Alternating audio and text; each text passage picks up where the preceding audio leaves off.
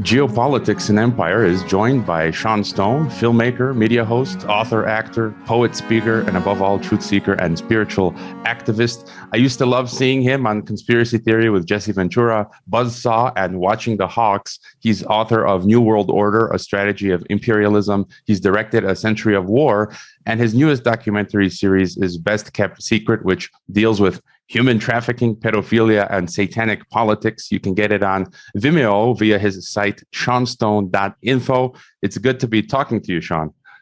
That's a pleasure. Thanks for having me on. Yeah, as I said, I've been following your work for years, as well as your father's work. I'm a big fan as well. I've got the Stone experience here. Yeah, it's cool. Yeah, I thought we could start with your book, New World Order, which I believe grew out of your 2006 Princeton thesis. I'd sort of like to get your survey of the land, where we are at this moment in time with the New World Order, because it seems 2020 has been a major turning point for them, for us. Seems like they've really begun their next phases of global domination. Today, I'm reading reports, Biden, the German chancellor, and even Kim Jong-un are saying that the pandemic isn't over. North Korea is locking down again. In your book, you start, as many do, with Cecil Rhodes and the conversion of British Empire to world government using America as a stepping stone. We can connect Rhodes all the way through, as you detail, to the CFR, to the Dulles brothers and CIA. And some researchers today have connected the CIA to Harvard, to Klaus Schwab, and the World Economic Forum, bringing us up to speed, with the Great Reset. And so, where are we now in the New World Order and Great Reset? We're at the phase where they basically are showing everything. They're basically showing their hands full force. And it's very interesting to see what has happened in a way that, as you mentioned, America was a stepping stone. It was a very integral country for, if you think about maybe from the beginning of America, from the place of Francis Bacon and other visionaries seeing America as the new Atlantis. Basically, the founding fathers essentially, creating the Great Seal with the all-seeing eye on the capstone and Novus Ordo Seclorum, right, and almost a new order for the ages or a new secular order. It's very interesting how a lot of this is prophetic. Essentially, it's like this vision of America as, you could almost call it like a new, basically, or the progenitor of the new Babel. Right, where it was going to be like the place of a melting pot for many cultures, a place for freedom, but then everything has its positive and its negative, right? So there's the extreme form of America, which has been imperialistic in terms of how it's obviously conquered the land. You could say the government and many of the people were very arrogant in their treatment of the native peoples of America. Obviously seizing land from Mexico, seizing land from the Native Americans, and slavery. I mean, all these things that went up with it, and then obviously expansion into foreign markets, as we know through the imperialist era of the gunboat diplomacy and things like this. But America at least had this basis of a promise within the Declaration of Independence and the Constitution, right? And this idea, this promise of freedom that was given to us, basically saying, listen, remember, just in the Platonic sense, remember that you are endowed by a creator that is beyond this realm. You are not endowed with your rights by a government. And so ever since, you could say, really, there's always been a battle at the heart of America, between you could call the imperialist faction, which is pro-slavery, which does not see the human being as a divine being. They see the human being as basically an evolved monkey, right? And so it expresses itself through Darwinism. It expresses itself through a lot of scientific materialism. It expresses itself through imperial politics, and that imperial politics again stretches across every facet of life, from education to science to religion. It's like, are you basically beholden to some ruling class, some intellectual superior, some someone who knows the science that you don't know? Or do you actually believe that every human is divinely endowed by their creator and thus has the ability to think for themselves, to know reality for themselves, to make decisions for themselves, right? This is the heart of what's at war within America since its founding and across the world. Obviously, the nature of this, drive for empire across, since our recorded history, right? It's thousands of years of empires trying to basically seize land, seize resources, seize people. And so where we are now is this basically this dawn of a new age, which again promises so much more in terms of, look, everything the technology offers is giving us more freedom of thought, freedom of voice, freedom of exchange, right? And at the same time, we're then seeing the dark side of, well, let's use that to censor people. Let's use these platforms to monitor and track people. Let's use these platforms to turn people against each other, to pit them against each other. And so everything that came in 2020 was, in fact, a culmination of hundreds of years, if not thousands of years, of imperial design to create a consolidation of world government, and basically take the power further away from the individual level, right? To move it away to these authorities, like the CDC, like the World Health Organization. The federal government is just one stepping stone, because the federal government is far, in DC, in that swamp as a corporation that it is. It's very removed from the actual individual, choice. Let's say that's why even in America they had to get rid of states' rights, or even though states still have rights, but they got rid of that notion of states' rights, and oftentimes they use bribery. Federal government's using, like through COVID, right? You want subsidies, you want money, you got to follow our protocols, right? That's how they do it. And so it's continuously trying to move the power away from the individual level as much as possible. But what happened in 2020 was very much a culmination of a coup d'etat against Trump that started in 2016, right? And we saw that play out real time with the whole, Russia collusions narrative, attacking his people like Papadopoulos and Flynn, and everyone that was basically close to him, Roger Stone. Everyone had to be, smeared and attacked as a Russian agent, or they were corrupt. And then Trump obviously was like, he was the way of dividing many people, because obviously like Democrats or Republicans fundamentally are in disagreement, but there's like, you could still get along. There wasn't this level of vehemence. I saw it maybe a little bit in extreme places, like some aspects of LA, and it was always been very like derogatory towards Republicans, and it's gotten worse. But during Trump's era, it was like it got to this extreme place where the media was literally calling the president Hitler. They were, basically comparing him to Satan.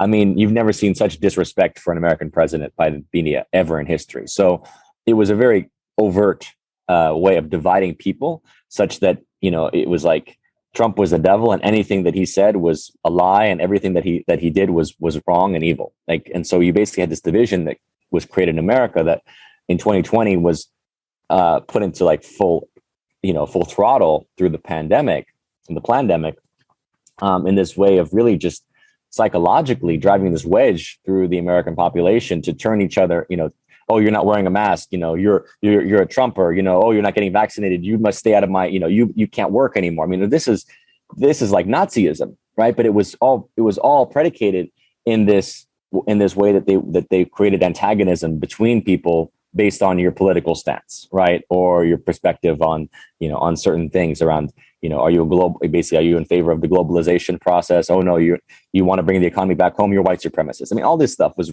like using race, it was using identity politics, it was using all, just politics in general as ways of putting a wedge through people.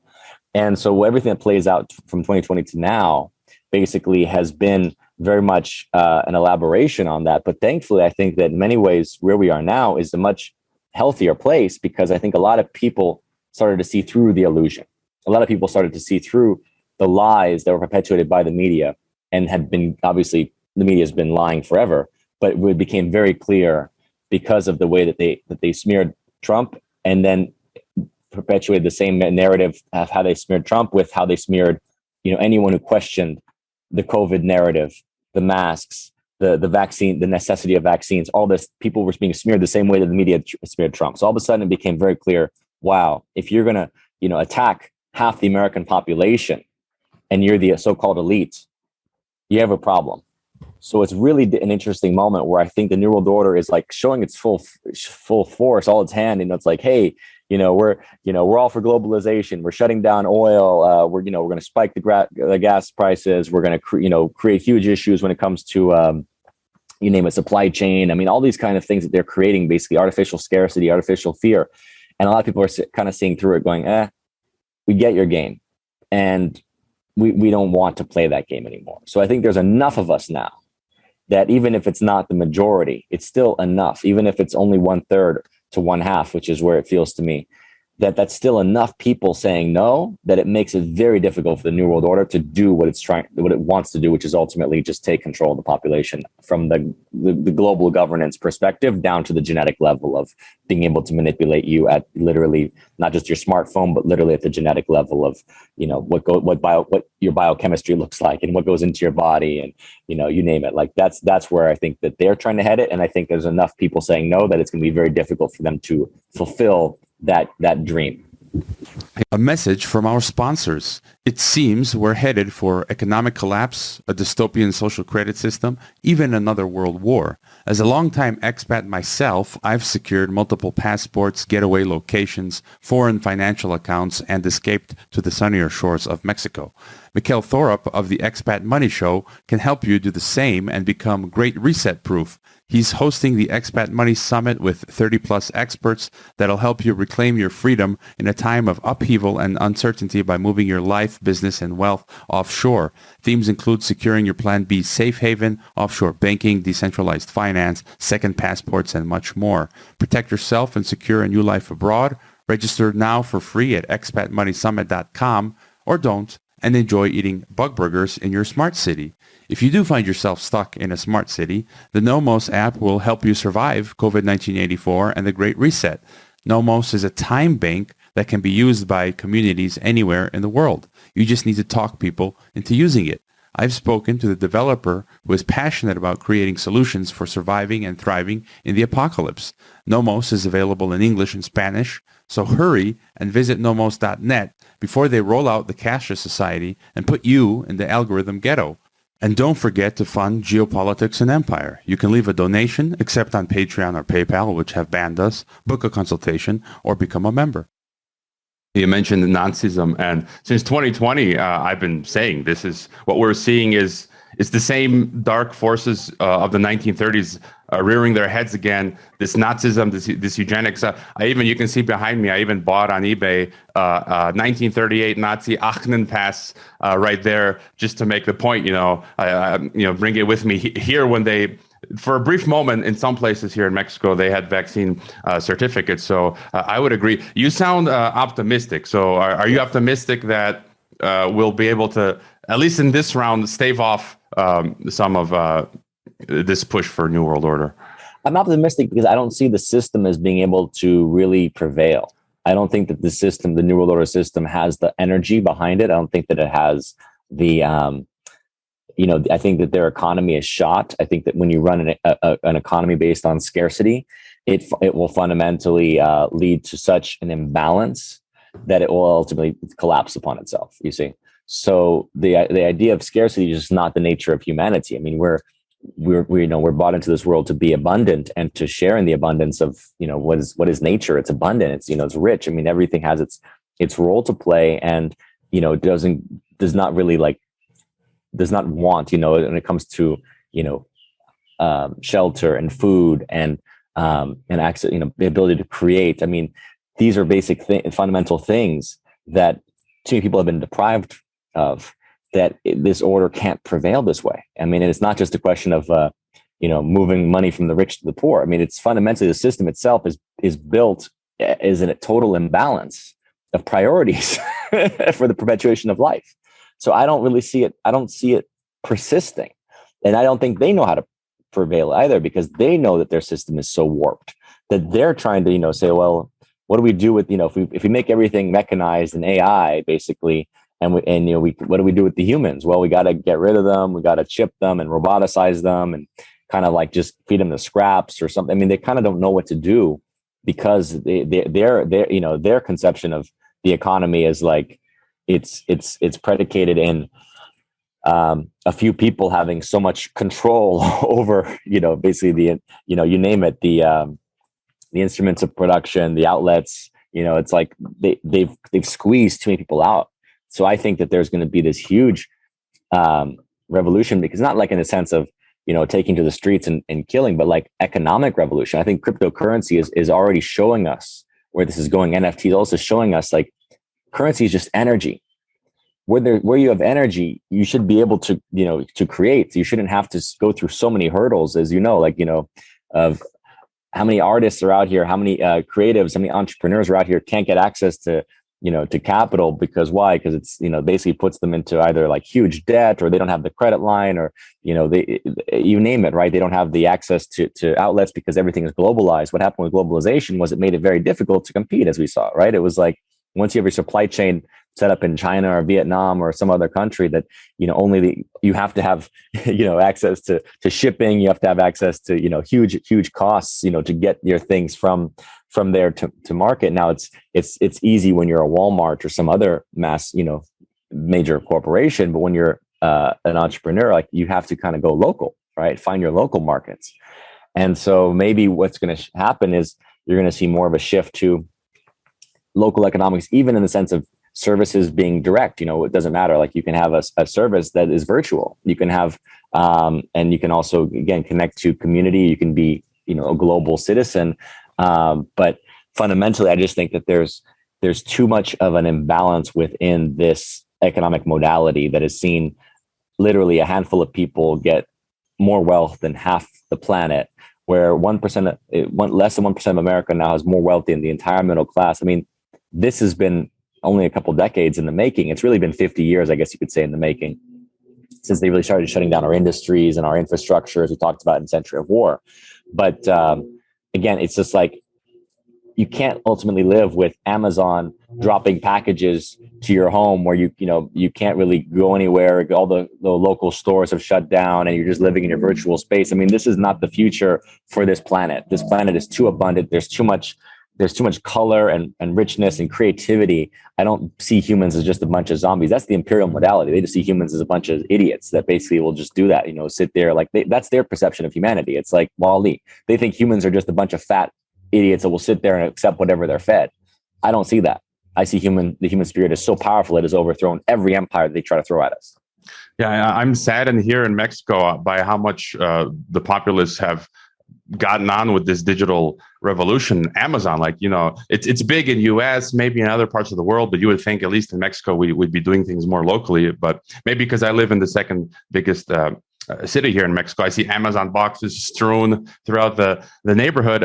Before we get to best kept secret, you mentioned censorship, and I see you're still on Patreon. I was taken off of Patreon a year ago, and last week, together with Mint Press and Consortium News, I was banned from PayPal just as the DHS opened up its disinformation governance board. And this week, Spotify gave me my first takedown notice. What do you make of these Orwellian times we live in, as well as the road ahead for the guerrilla information warriors like us? Again, you sound optimistic that new platforms are being created. I mean, you're on Rockfin, I'm on Rockfin. We've got Rumble, Odyssey, BitChute, Brighteon, MeWe, Gab. I spoke to the CEOs of Float this week. Next week, I'm talking to Jeremy Kauffman, CEO of Odyssey, who's running for Senate in New Hampshire. What are your thoughts on the censorship as well as the way forward?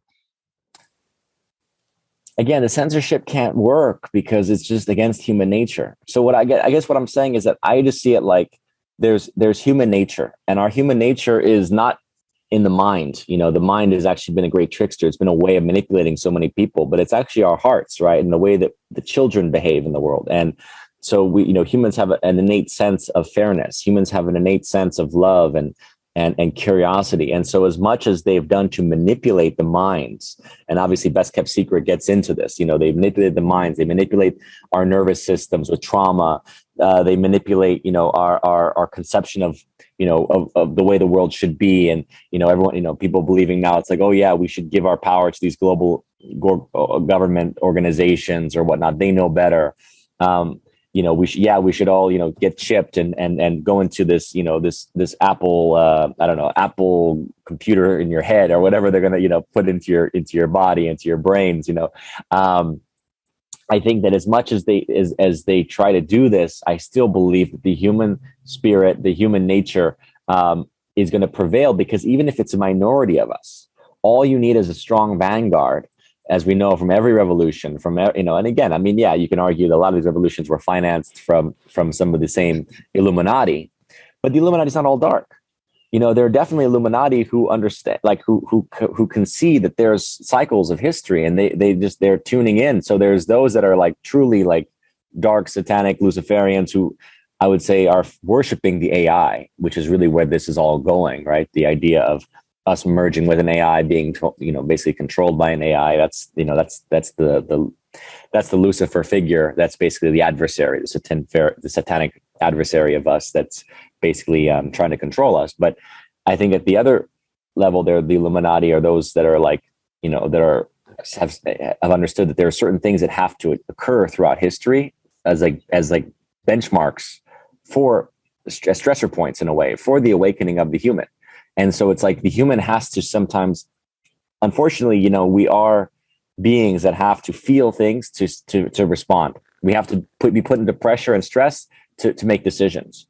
And so, you end up with horrible regimes. You end up with horrible situations. You end up with horrible, behavior. You look at the 20th century, right? From the Nazis to the Chinese communists, to the Pol Pots, to the people, again, these are dictators, but guess who allowed them to occur, right? It was economic interests. It was neighbors turning on neighbors. It was literally, right? It's exactly like, it's not just the dictator. I mean, this is the stupidity of it. It's literally, instilling in people this idea, report your parents, if your parents have denounced the revolution, right? Report them. If you're, if he's an intellectual during Pol Pot, if they're wearing glasses, kill them because they're intellectuals. Kill the babies because they're gonna, there's gonna be the population will be too large for us to feed. So kill the children. I mean, there's like so much psychopathy, but it's again, and as extreme as we've seen humans behave,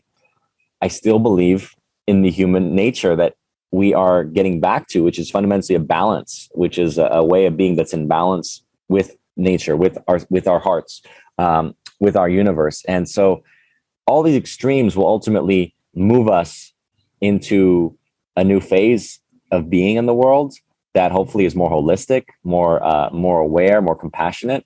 None of these dark forces are without serving a higher evolutionary purpose for the spirit of mankind.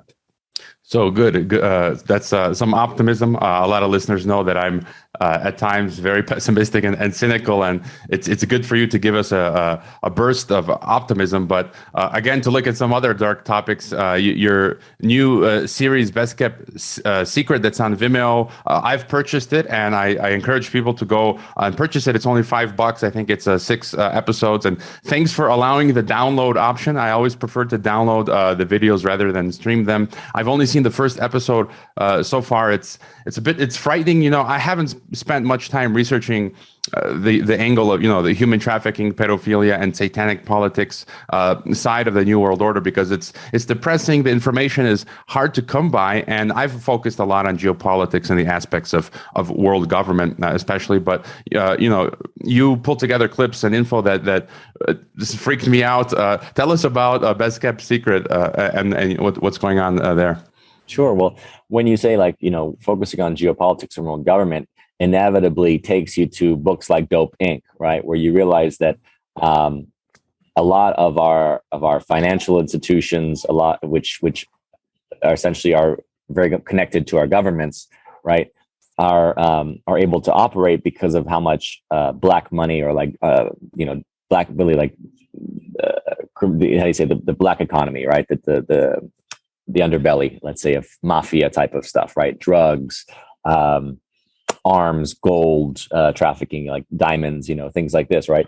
But also human trafficking has been massive throughout time, and it's not just like slavery did not end, in 1865 or whatever, at the end of the American Civil War. I mean, trafficking of humans has gone on. It was started before America.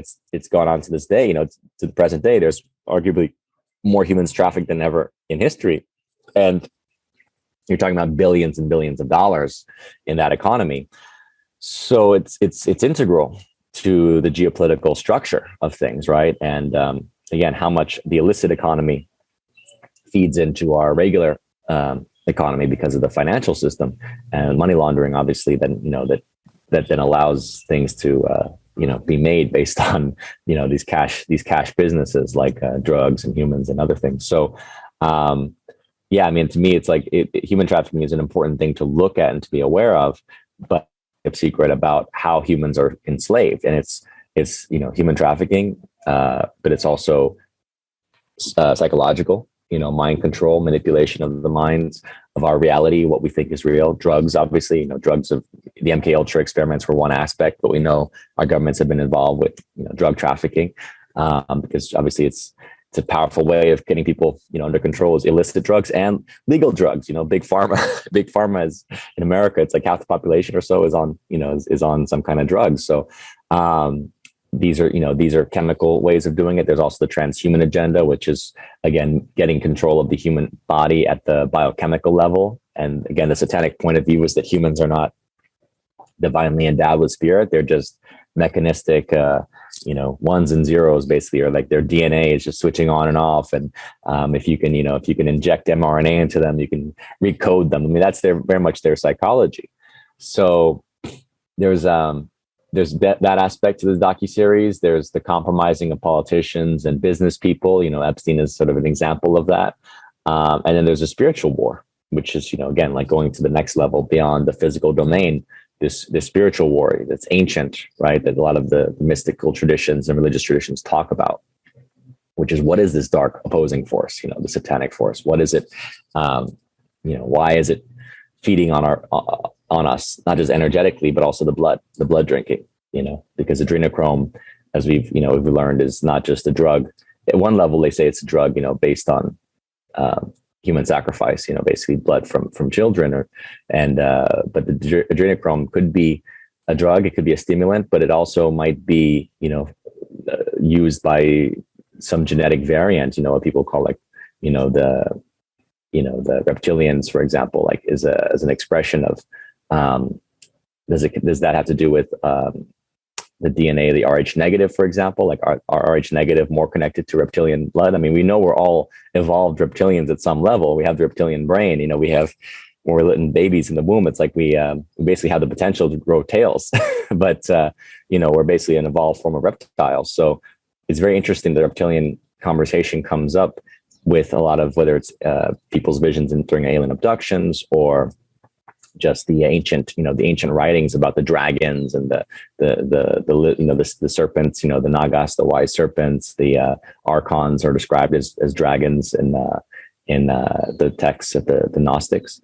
So there's a lot of interesting stuff when it comes to the reptile, the serpent energy, and how that plays into this story, because I see us as very much like an evolving human, as you know, from spiritual practices. Like the more you do spiritual work, the more you meditate, tap into your third eye and the top of your head, neocortex, your crown, you actually move out of the reptilian brain, where that's where they control us. The reptilian brainstem in the root of our brain is very much where our fight or flight energy is. And that's how they control us, with the stimulants, with the drugs, the mind control, all of it. It's actually about the reptilian brainstem to keep people in states of anxiety, fear, paranoia, you name it. They're just trying to survive. They're going to, they're willing to do anything, whatever it takes to survive, and that's the modality of our economy, as we talked about, scarcity modality. It's very reptilian, as opposed to the abundant, loving, present modality of being in the world, knowing that there's enough for everyone.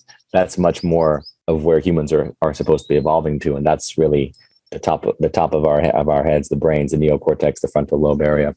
That's really where we're supposed to be evolving and bringing our attention, so that we can ideally show up in the world in a more compassionate exchange with others, rather than as they call it, like the fuck you buddy, those games that were designed by those psychopaths at Princeton and other places, right? Where it's like, it's all it's all the idea of, I win, you win. If you win, I lose. That's zero sum economics. That's a lot of the dynamics. The Gordon Gekko always talked about in Wall Street, right? And he's Gekko, he's reptilian, right? So it's like, it's all zero sum politics to them, whether it's politics or it's economics. Whereas for us, we're like, no, it's not zero sum. You win, I win, because guess what? If we're friends and we have, we want to exchange or contract together, right? We do business together, we can both win. that's, that's the vision that we want to have for all of our society, that everyone can share in the abundance. Because if you're making money, guess what?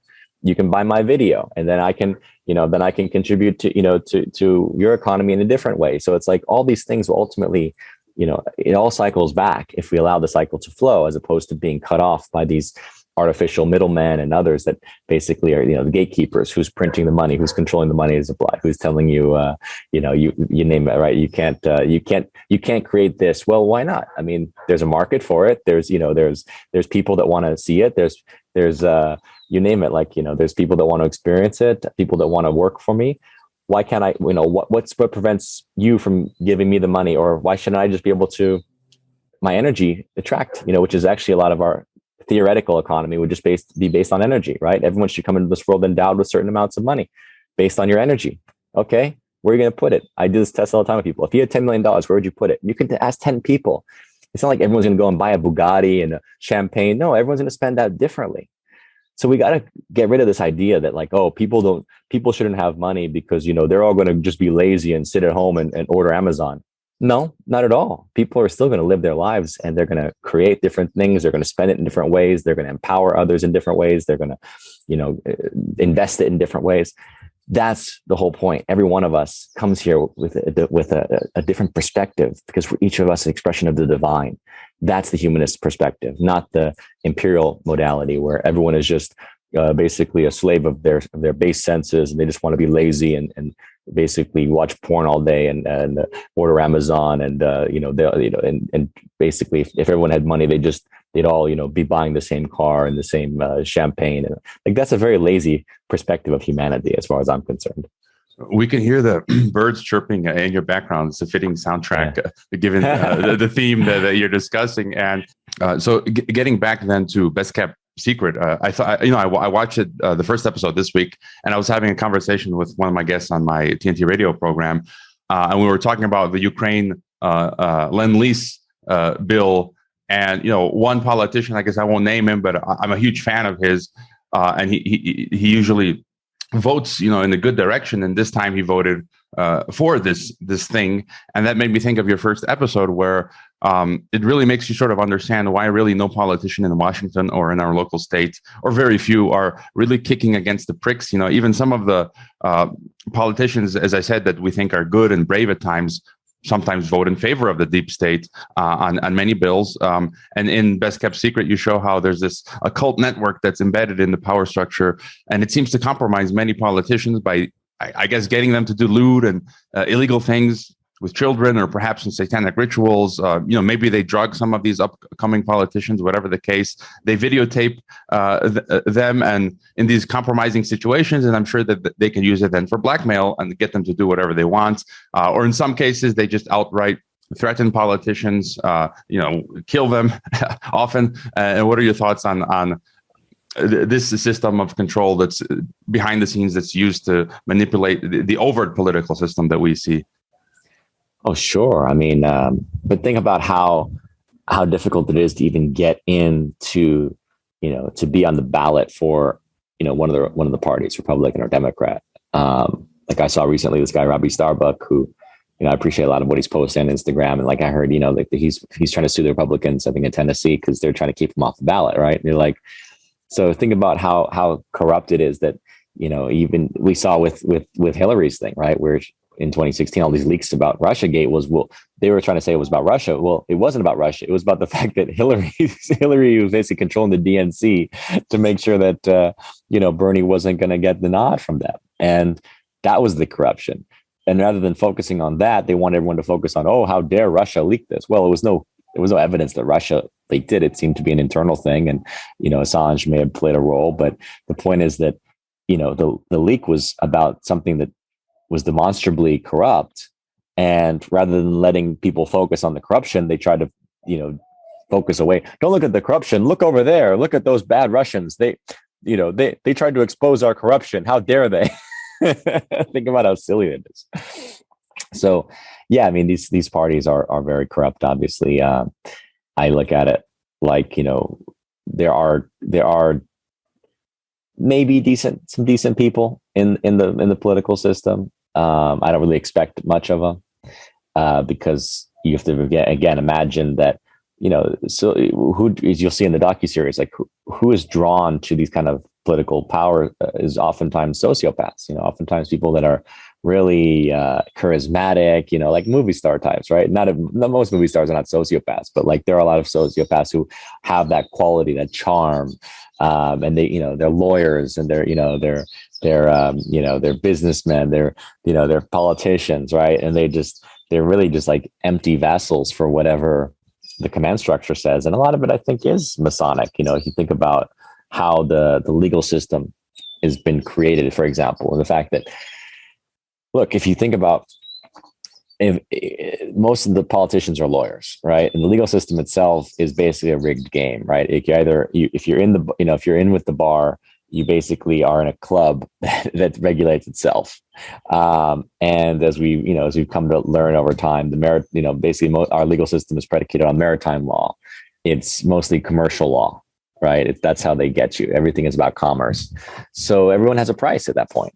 And I think that's understood. If everyone has a value and a price, then it's very difficult to fundamentally overcome it. And as we've seen through the years, there's the stories of people, like, how do they get people to go along with something? Well, they either, at some level they compromise you. If they can't compromise you, then they threaten you. If they don't threaten, if you don't follow along, they threaten their family, and then they kill you. I mean, Wellstone, I think, was a great example. Paul Wellstone, wasn't he senator, I think? And he was like one of the few people that was objecting to the Iraq war. And I think he was either Iraq, but it was that whole time period, Iraq and anthrax, like everything around that time of the war on terror. And his plane crashed, And so we saw that in the Best Kept Secret series with the investigator for the Franklin conspiracy. He was investigating, talking to the children that had been raped and gathering all this information, and then plane crashes. Yeah. Yeah. Years ago, I interviewed John Perkins. Everyone knows, who talks about how, was it the two of the Central American presidents' planes crashed. Yeah. It's just standard practice. And as well, I studied in Geneva, and I had a classmate from Africa, and we were talking about Freemasonry. He was telling me, his uncle was trying to run for a local political office in Gabon, Africa, and his uncle had told him, like, you can't, unless you become like a Freemason, you can't run for politics there. And so, as you say, there are all these filters that you have to kind of go through. You talk about mind control as well. You've probably seen the first Special Forces Command recent 3-minute video they released talking about ghosts in the machine and psi war and mind war, and saying all the world's a stage, asking who pulls the strings. The psychological warfare today and mind controls is really next level. I see people here in Mexico double masked still today in this hot weather. It's like an invasion of the body snatchers. People are raging against Putin and worshiping Zelensky and Ukraine and the Azov battalion. The elites are getting a lot of people to do anything they want. Any thoughts on this? The psychological warfare and mind control going on today? I mean, what is there to say? You just summed it up. I mean, I think a lot just has to do with the awareness level.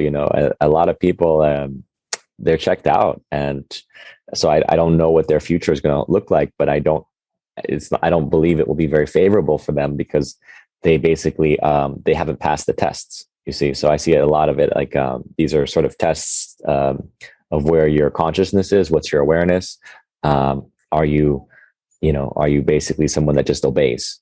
And the more your psychology is just to obey, that you're not connected to spirit, you're not connected to your inner spirit, your intuition, your inner truth, it's going to be very difficult to go forward, because this world will become increasingly about, I believe it will be increasingly about honoring and recognizing people that take that initiation into, basically self-respect, self-love, to say, look, I am an emanation of the Creator, and no one has authority over me.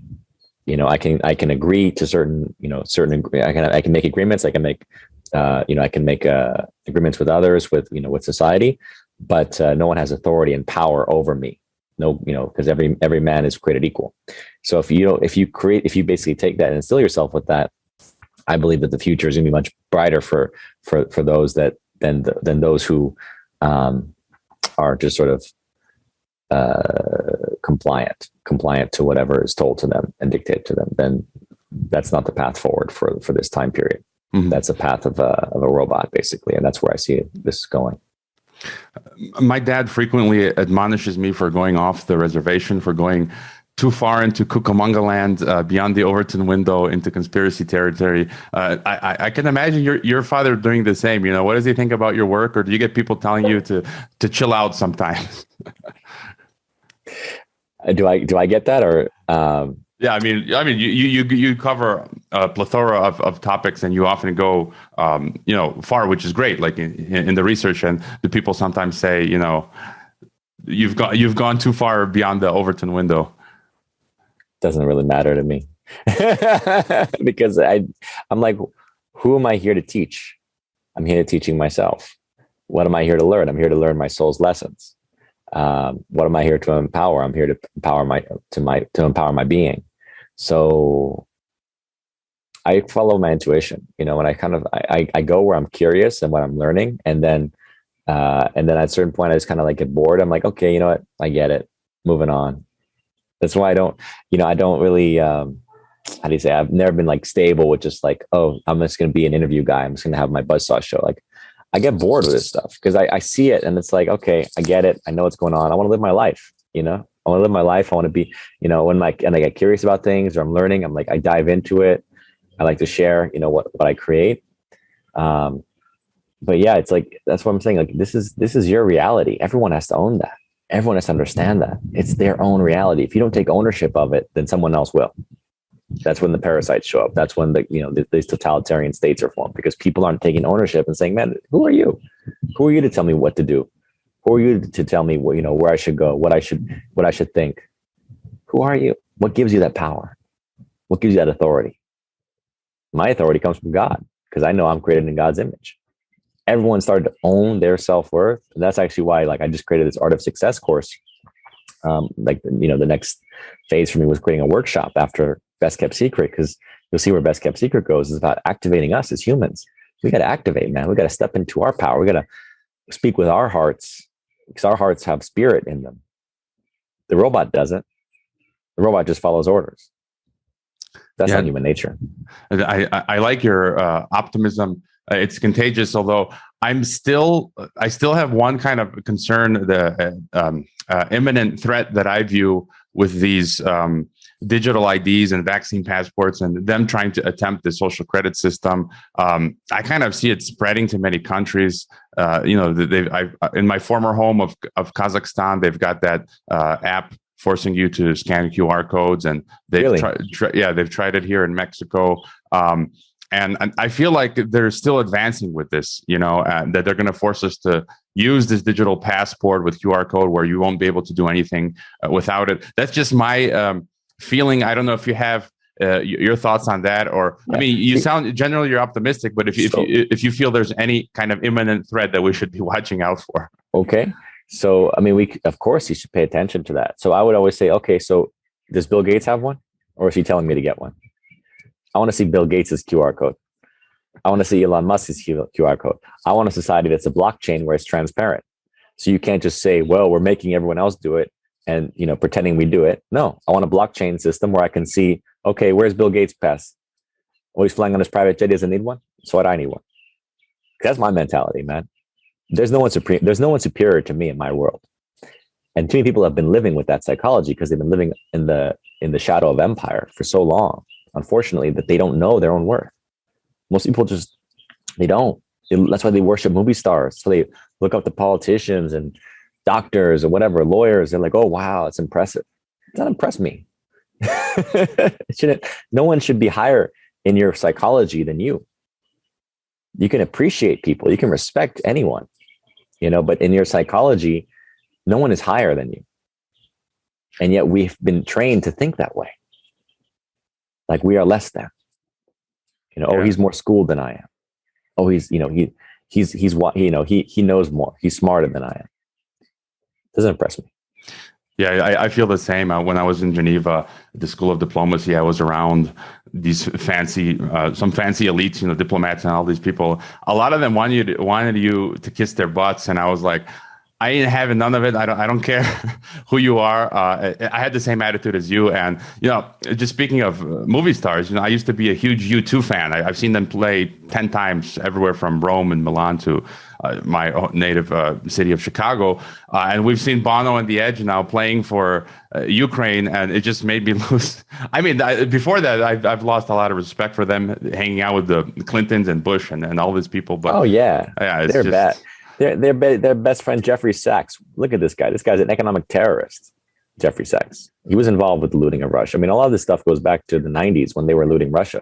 Remember, a lot of this war against Russia starts, obviously the war against Russia is British imperial politics 101. I mean, this goes back 200 years. But if it actually goes back even to the Declaration of Independence, the fighting of the revolution, the Russians, I think it was Catherine the Great at the time, was supporting the Americans. So the British and again the Russians have been fighting for hundreds of years. Great game, right? As you know. So the